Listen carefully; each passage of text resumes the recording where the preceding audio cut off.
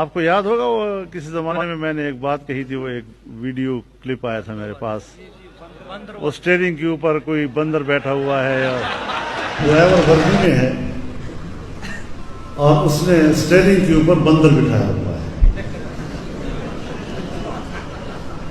اور بندر سمجھتا ہے کہ واقعی میں گاڑی چلا رہا ہوں، حالانکہ اصل میں اس کے پیچھے وردی والا گاڑی چلا رہا ہے۔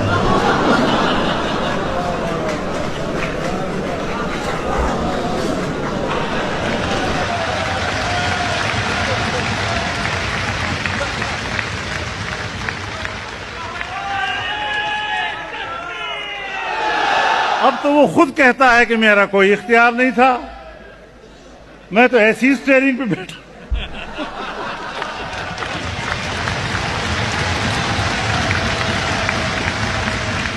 پیچھے ڈرائیور تو کوئی اور چلا رہا تھا، وہ بندر کی طرح بیٹھا ہوا ہے، سمجھ رہا تھا کہ شاید میں چلا رہا ہوں۔ ابھی حقیقت کھل گئی یا نہیں کھلی؟